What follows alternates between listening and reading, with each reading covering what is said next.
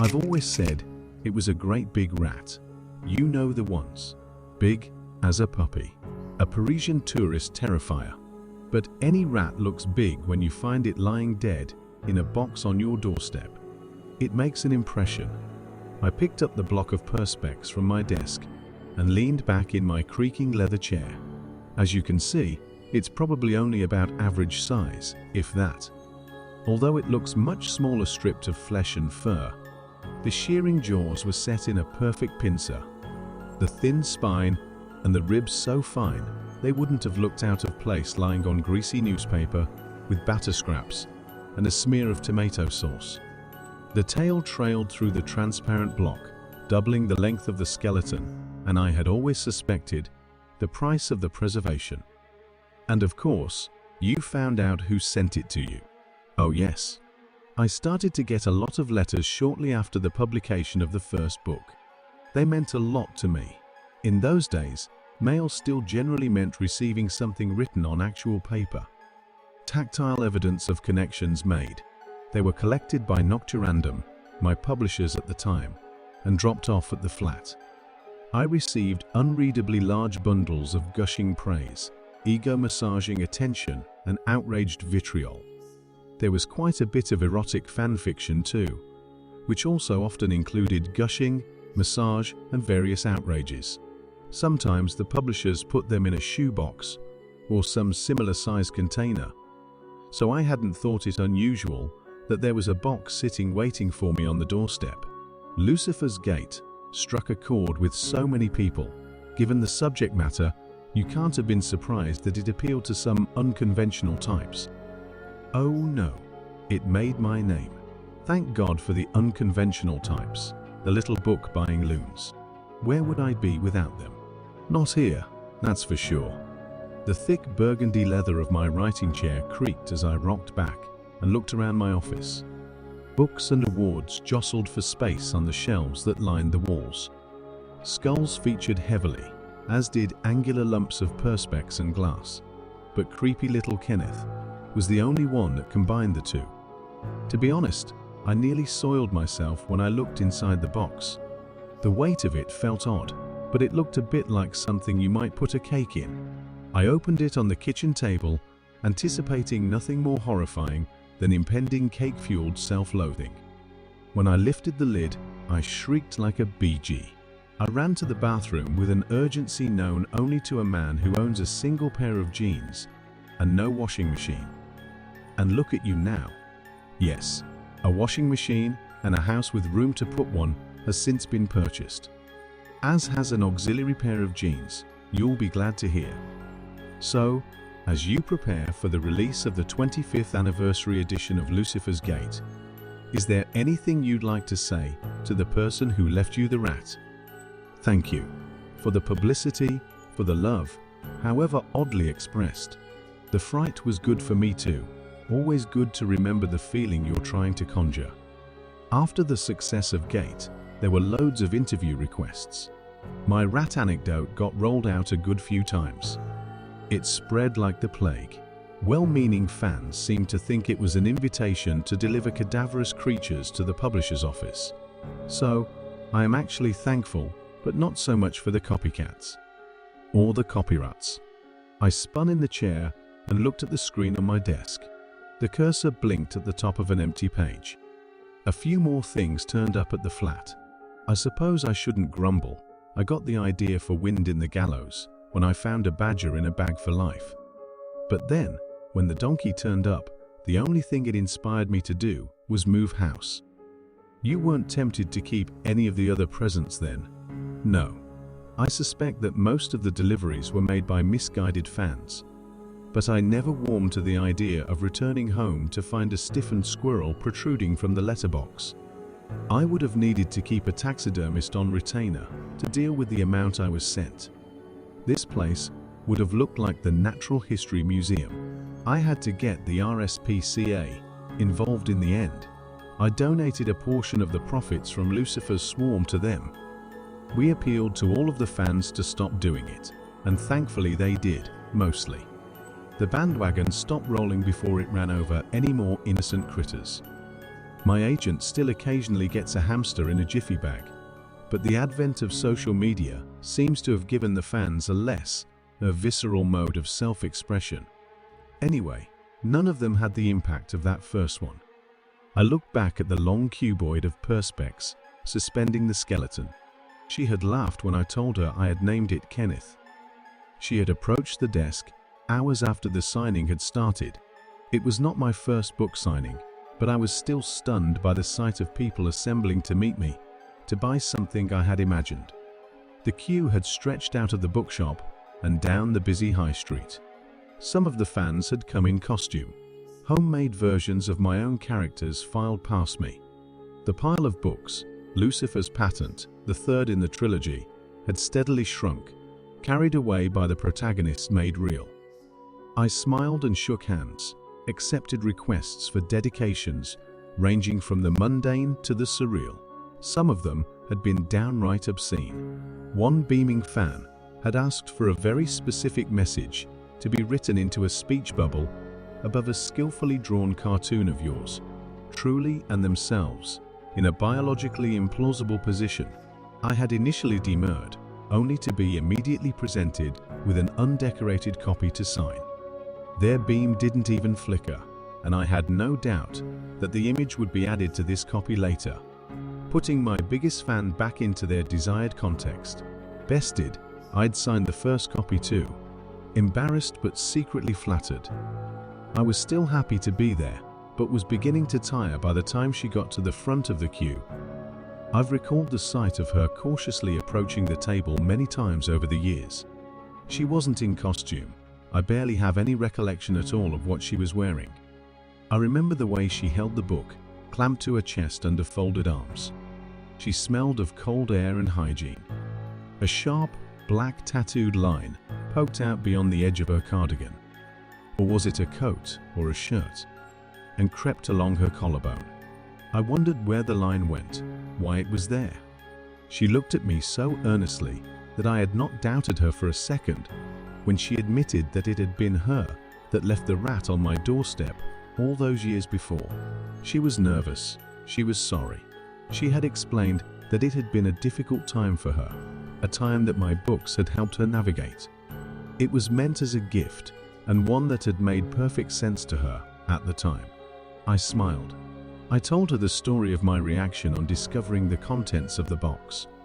I told her about some of the more bizarre copycat efforts, but admitted that the whole affair had provided me with a ton of inspiration and interview-friendly anecdotes.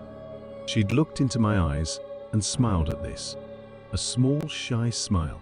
She was astonished to learn that the preserved skeleton now kept me company as I wrote, and she said that she could think of nothing better. The shuffling queue behind her broke the spell of the moment. I signed her copy.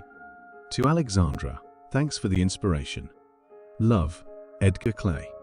It was the best I could do at the time, but she laughed, kissed the book and disappeared through the crowd.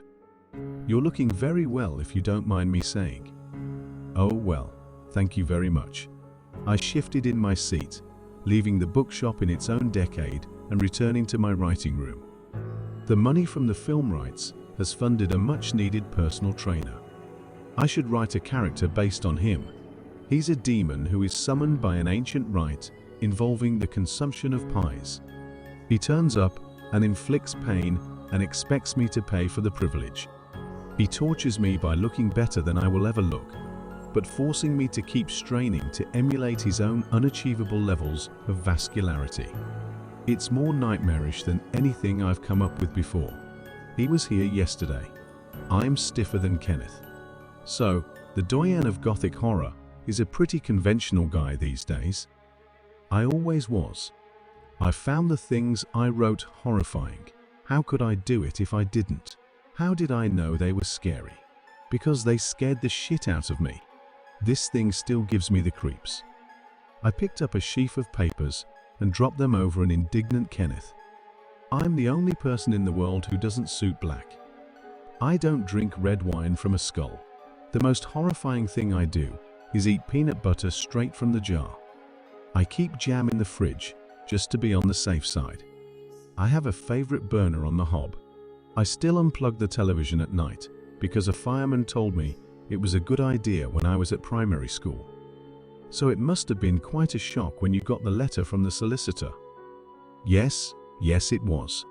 I knew there were some personal troubles.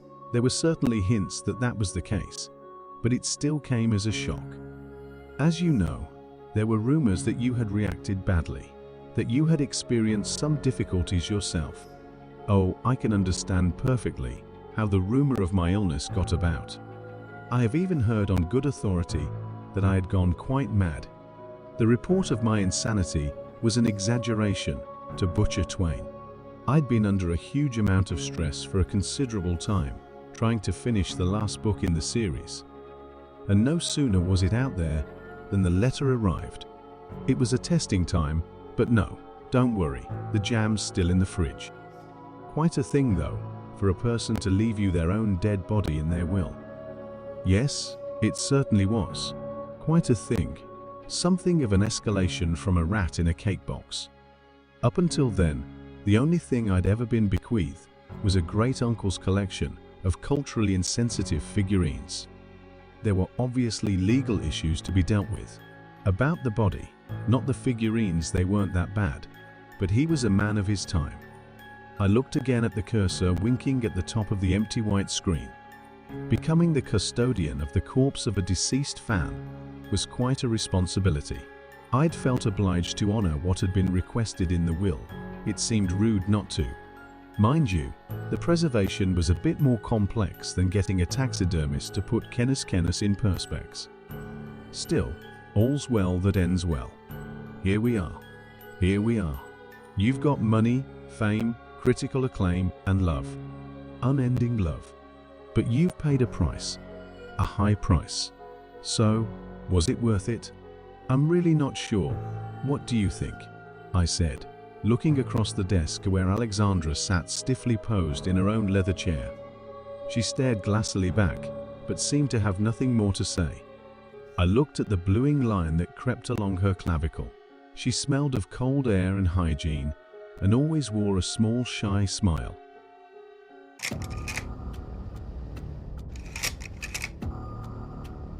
The secluded old farmhouse sat in disrepair off a single dirt road with no signage, nestled against a dense forest, and barely any distinguishable property line.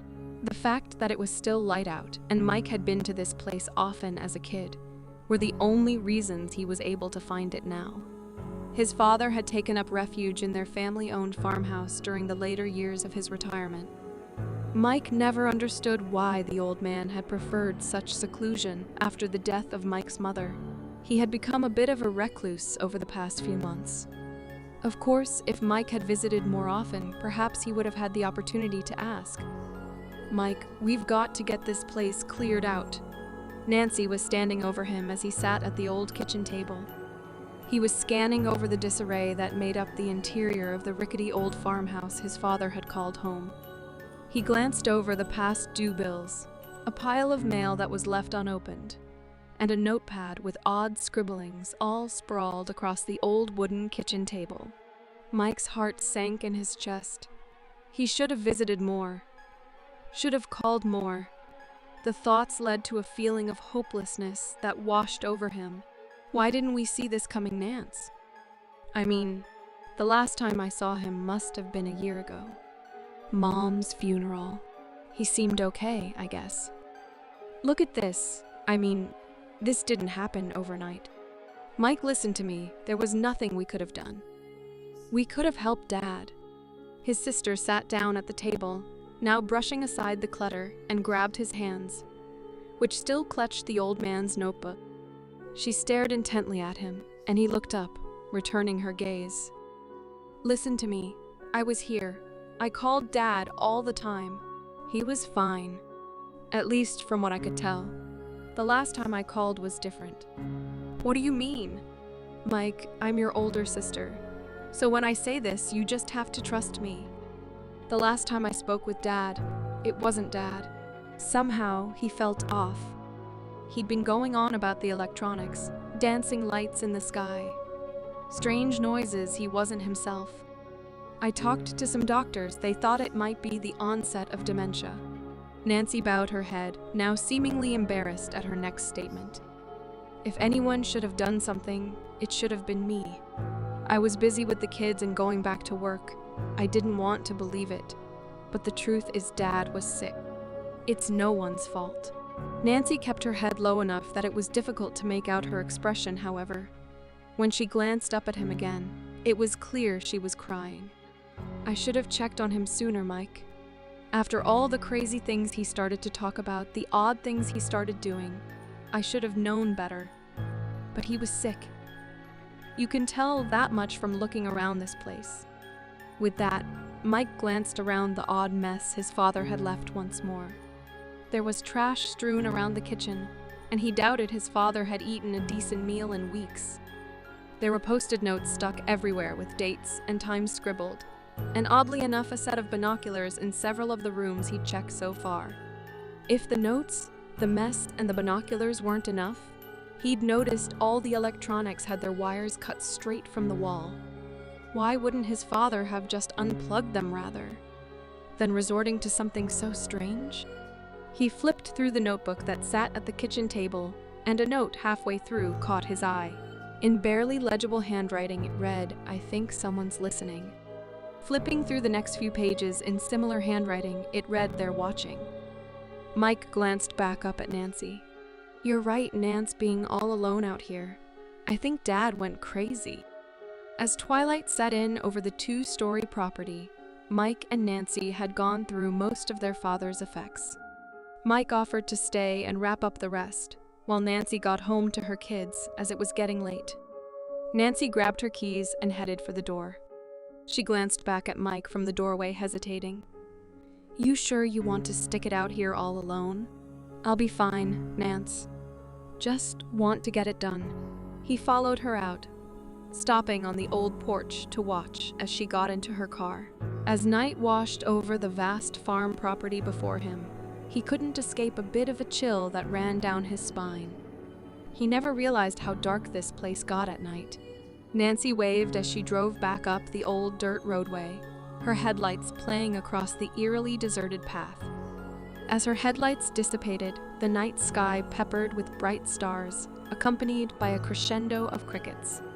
A cool breeze ran through the old place, capturing a whiff of damp grass and distant pines. A place like this definitely could appeal to a city boy like himself, if it weren't for the ominous circumstances that brought him here. It had been months since anyone had seen or heard from his old man, who was undoubtedly going insane before his disappearance. Sitting there now in the pitch dark, all alone in the creepy old farmhouse, Mike understood how easily someone could lose their wits in a place like this. Mike plopped himself down in the dusty old rocking chair that sat abandoned on the porch.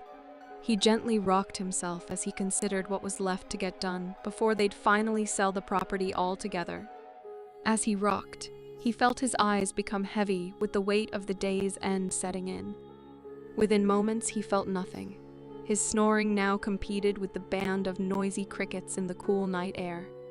When Mike finally came to, he wasn't sure if it had been out for just minutes or hours. For a time, he hadn't felt fully awake, watching strange bright lights dancing in the night sky. He'd thought it was a dream. He glanced at his smartwatch and realized it was 1:15. He couldn't believe he'd let himself sleep for that long. He grabbed his cell out of his pocket and found 2 missed calls from his sister. It was late, so he figured he'd send a text. But oddly enough, his texts didn't appear to be going through. He'd been able to call and text earlier with no issue, and his phone read full service. Maybe it was just a dead zone. Getting out of the chair, he started back into the house when he heard it. As the old screen door creaked open, Mike froze, listening intently. While distant, it sounded like muffled static. He crossed the front porch, scanning either side for the source of the disturbance. No static, nor any other noise for that matter. Mike realized his cricket friends had grown oddly silent. The burst of static broke the dead silence again. This time it was clear the sound erupted from the house. Puzzled, Mike made his way back over to the front door. Paused at the entrance, he listened intently. Hadn't his father sabotaged all the electronics in the house? He stepped in, searching the poorly lit home for the source of the noise, making his way through the entrance hallway toward the kitchen. He passed the basement door just under the staircase to his left and stopped dead. Mike placed his ear to the rotting old wooden door. In their efforts going through the house, they hadn't quite gotten to the basement, which now appeared to be where the static emanated from. Mike grabbed the mag flashlight he'd left on the kitchen counter and wrenched the basement door open. As the sound erupted from it, it became apparent that this must have been the source. Probably some old forgotten radio of his left on. He made his way down the crickety old steps, whose wood bent and yawned as he descended. The beam of his flashlight fell over a rusted old chain connected to an exposed bulb. Reaching the bottom, Mike pulled on the chain, which broke free, clattering to the dusty cement floor. Mike smirked to himself. Convenient timing for the damn thing to break. He swept the flashlight over the old cellar, revealing a scene just as disorganized as the rest of the cluttered old place, with one exception: the glowing hue of light emanating from the back wall. Mike begrudgingly made his way through the sea of work tools and forgotten trinkets that littered the tight space. As he grew closer, he could make out an old workbench, which held equipment in better condition than he'd seen throughout the rest of the house thus far. Clearly, his father had coveted this space, kept it clean, and the equipment functional. Among the tools and equipment stood a working transistor radio, a rambunctious static blaring from a surprisingly loud speaker. Mike startled as the radio received another burst of static.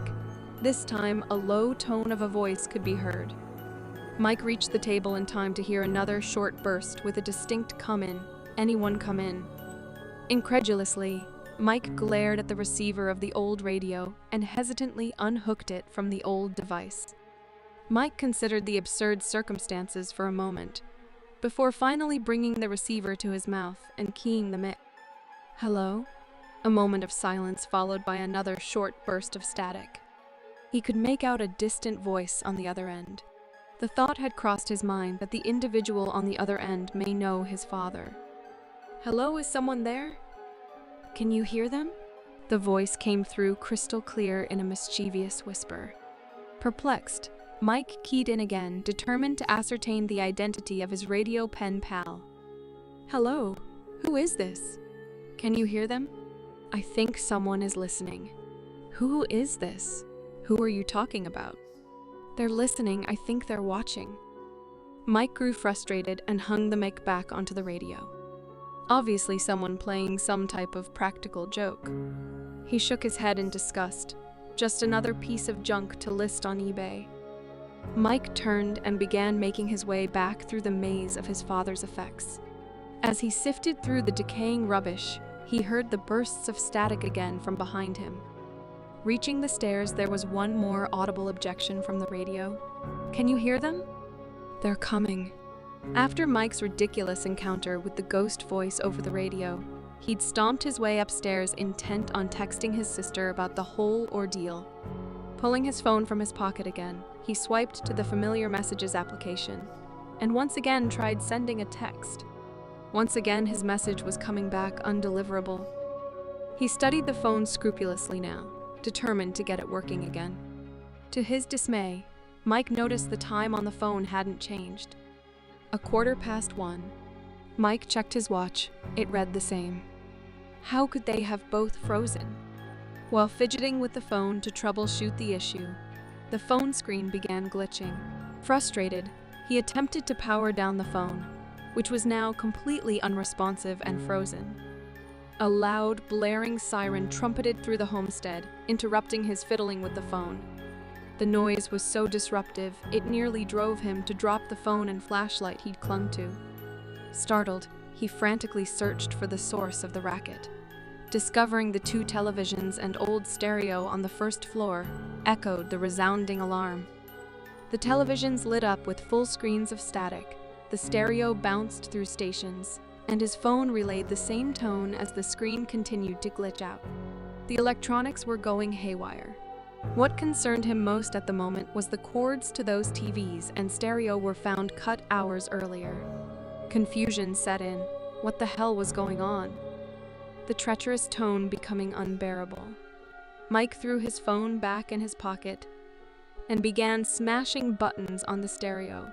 With no response, he moved over to the large, outdated tube television set, fumbling the knobs and dials helplessly. Each second that passed, the noise coming from the devices seemed to drone louder, breaking his train of thought. He checked the cord to the old TV again, still cut. He watched the screen as static danced across, bewildered by his predicament. As he stared, he made out faint shapes forming amongst the black and white chaos that jumped and shuddered. Shapes turned to silhouettes. The silhouettes grew closer, filling up the screen. He was so fixated on the silhouettes encroaching, he hadn't noticed the sound was dissipating. As the shapes grew larger on screen, the sound grew lower in intensity. The sound halted. Mike snapped out of the trance he'd fallen into as he heard the words erupt from all the devices at once. "They're coming." With that, the house went dark and eerily silent. Stunned, Mike stood motionless, taking in the pitch darkness that had enveloped the room. His labored breathing was the only sound penetrating the quiet. After his momentary inaction, he let the flashlight dance over the room, laying out the same desolate scene he'd become accustomed to in the light. He breathed a sigh of relief. While the room appeared even creepier in the dark, he still remained its only occupant. No menacing silhouettes, the fleeting thought now seemingly outrageous. Of course he was alone. He was happy to write this all off as some kind of technical anomaly. The phones, the electronics, all related to a weird scientific explanation, probably culminating in the fuses being blown for the entire house. Though Mike wrestled with some type of logical explanation, the theories couldn't explain the voice coming through both the radio and television. There was another issue that lingered as an outlier to his simple logic. He walked back into the kitchen, letting the beam fall across the kitchen table. There, amongst the clutter the old man left behind, sat Mike's logic problem, the notebook. He flipped through the last several pages, remembering the words that now resonated with him. They're listening, they're watching. Could his father have experienced the same things? Did this all have a hand in his disappearance? How was it all possible? As Mike stood mulling over any theory that explained this, he noticed a dramatic drop in temperature with literal chills causing him to shiver. His breath, a puff of dense, visible air escaping his lungs into the plummeting temperatures around him. Mike finally realized whatever contemplating he had left on this insane scenario, he'd manage far from this place. He dropped the notebook and made his way out of the old, rickety death trap. As he approached the front door, he paused for a moment, listening intently. Above him, the floorboards creaked. It was slight at first, but became more apparent, the dust literally unsettling from the ceiling above. The hard, deliberate steps of someone on the second floor. Mike listened as the steps grew louder and closer. He had no interest in greeting an unexpected house guest after the night he'd had. He burst through the screen door, now breaking into a jog toward his truck less than 100 feet from the porch. Reaching the driver's side, he yanked on the door. The door stood shut, the car rocking from the force he applied. With a watchful eye on the front porch, he scrambled through his pockets for his keys. Gripping the keys, he wrenched them out of his pocket, fumbling them into the door handle. The light click of the lock, followed by another yank of the handle, released the door swinging open. A wave of relief washed over Mike, and he threw his body into the cold leather seat. He slammed the door and slipped the key into the ignition. He turned the key, and his previous wave of relief instantly extinguished when nothing happened. Mike frantically tried turning the key twice more with no response. The truck sat dead on the gravel driveway. Panicking, he glanced back up at the house. He could barely make anything out through the heavy darkness. His heart raced at the thought of what awaited him just beyond his vision. A cold chill blew through the truck's compartment, adding to the intensity already in the air. Mike locked the doors and scanned the property for movement as he considered his options. The radio burst to life with static, disrupting the truck's tense silence. Mike shifted uncomfortably in the seat, trying the ignition once more. When the truck hadn't turned over, he tried getting out, but the driver's side door seemed stuck. As he kept working the door, the radio static tuned to the same malicious whisper from earlier, only deeper this time. "Mikey, can you hear them, Mikey?" Mike sat in shock. He knew that voice all too well. His eyes fell over the rearview mirror. A pair of soulless eyes glared back at him. His father's eyes. Frozen in fear, Mike's paralyzed body sank deeper into the seat. He barely noticed as the temperature plummeted, the car windows frosting over as a result. He couldn't see the silhouettes gathering from a distance, not until the crowd of disembodied figures now converged on the truck. Surrounded, a tense silence filled the truck as Mike struggled to breathe. His father's whisper pierced the heavy silence, a devious tone reverberating. "They're here, Mikey. They've arrived."